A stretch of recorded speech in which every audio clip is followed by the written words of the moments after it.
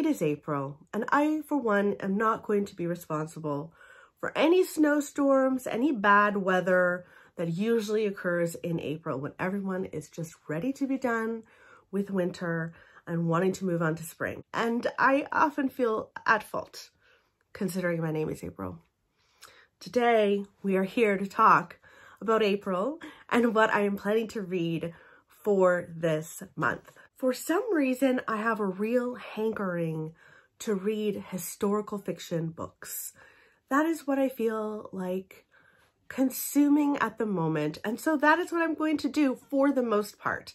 Now, audiobooks, come and go. And sometimes I feel like reading something outside of that genre, which is basically what happened to me in March. In any case, let's dive into what I'm going to read. We should begin with the books that I'm currently reading. I am currently reading Mrs. England by Stacey Halls on audio at the moment, and it is very good. I was kind of a bit worried about reading it on audio because the book is so beautiful and I wanted to enjoy reading from the book. But this is not to say that I'm not going to read this again because I'm loving this book so far. This follows a nurse, Nurse May, who essentially is in a bit of a pickle. She needs to send money back home from her job as a nurse slash governess. The year is 1904. Her current position is ending because the family is moving to America, and so she has to find a new position, and she finds a new position with the England family. The father is extremely involved in his children's lives, which is very, very rare, I guess, for people of this time, for, I guess, higher class people of this time. And so Nurse May is very confused with that, especially considering Mrs. England is still in the picture. Mrs. England, the wife, is very standoffish, very skittish around her children, still yearns for them, but doesn't do much of anything with her children. And of course, she's taking care of the kids themselves. Now, it seems that the Englands have a lot of secrets, and she herself has a lot of secrets too. It is so atmospheric. I am rooting for Nurse May, I should say. I'm really, really liking it. Stacey Halls is one of my favorite historical fiction writers writing at the moment, so loving this. I'm also still reading All the Broken Places by John Boyne. Now, I had an intention to read practically only Irish fiction in March, but it just didn't fully happen, and I'll tell you all about that in my March wrap-up. But here we are. I want to continue All the Broken Places. Interestingly enough, I gave this to my mom as well for her birthday. She had a big birthday this year, and so I created like a monthly book package. So every month she'll like unwrap a book, and it has like a little hint about what it's about. And I threw in some like emergency books in case she's already read some of those books. It was so much fun to create. And for April, which I made her open in front of me, it was this book alongside The Boy in the Striped Pajamas, because The Boy in the Striped Pajamas is a prequel to this book. That book is YA, absolutely wonderful. My mom had already read it. And this is not YA really at all. It's much bigger, and it follows one of the characters from The Boy in the Striped Pajamas when they are in their 90s, now living in New York.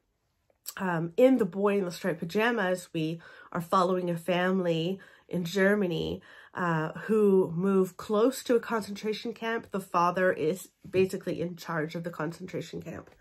So as you can imagine, it is very devastating.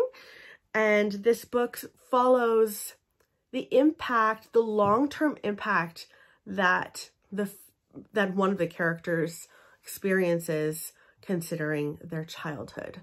It is very good. I'm really enjoying it. Just really taking my time with it. I'm really liking it. Going to move on.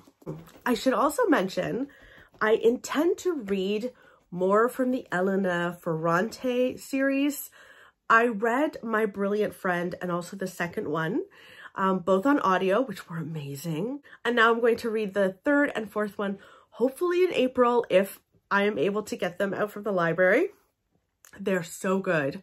About essentially two girls in Italy. We follow them from when they first met in elementary school, and you kind of meet them through their lives and walk with them through their lives. They're very much there's always some tension between them, and yet they love each other, but there's a lot of competition between them. I get very frustrated reading them, but it's also incredible writing, and I'm very invested in the story, so I want to continue those for sure. Next is a Daphne du Maurier. I haven't read any Daphne for so long. This is Jamaica Inn, and this is about a woman named Mary. Her mom dies, and she decides to go and spend time and move basically to her aunt's home. Now her aunt lives on the Cornish moors, and she had this inn, and it's become a place of essentially crime. There are murders that happen in her little world. There's smuggling that's happening in her little world. And somehow Mary gets involved in all of that. Her aunt has married a man who's very strict and like stern, and she gets to know him, and I believe dislikes him immensely. But she also meets the brother of that guy and finds herself quite interested in him. And so it'll be interesting to read another Daphne. It's been so very long since I've read anything by her. I think the last thing I read by her was My Cousin Rachel. My Cousin Rachel? Is that what it's called? In any case, you know the one. That's a long time. Too long. So here we are.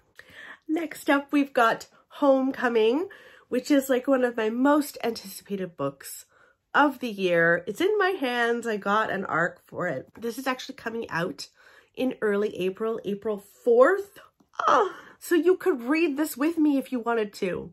In any case, this takes place on Christmas Eve in 1959, when there is a terrible discovery of a dead body. Someone was murdered. The delivery man kind of stumbles upon the body, and it becomes a really well-known murder case in this town in South Australia. Also, side note, I'm excited that she's finally writing about Australia. I think there might have been a bit of a mention of Australia in one of her other books, but she's Australian, and so I would love to read some historical fiction there. So 60 years later, we meet a journalist who, her grandmother, Nora, has fallen in her home. I think it's quite an stately, lovely home, mansion-y. And she goes to visit and take care of her grandmother and stumbles upon not a body, but a bunch of letters and information about this murder that happened all of these years ago. And she starts to get interested in the crime because it seems her family might have been involved in one way or another. Like, I need to read this immediately. Okay, two more. Next is The Medford Affair by Marie Benedict. I read one book by her last year, The Mystery of Mrs. Christie, and I really enjoyed it. And this storyline just calls to me. I'm very curious about the Medford sisters. They were very well-known, not quite stars, but kind of debutantes. They were all over the social scenes. I guess like the Kardashians now, but different. In any case, one of them, Nancy, was a novelist, and there's tons of her books out there in the world. I should probably read one of them at some point. And then one of her sisters becomes quite involved in the Nazi party. And it is about the obvious strain that would have on their relationship. I think it's about all of the sisters, but maybe a focus on those two. I desperately want to read this so badly. So yeah, the Medford Affair, I really want to get into. Now, the last book it takes place in September.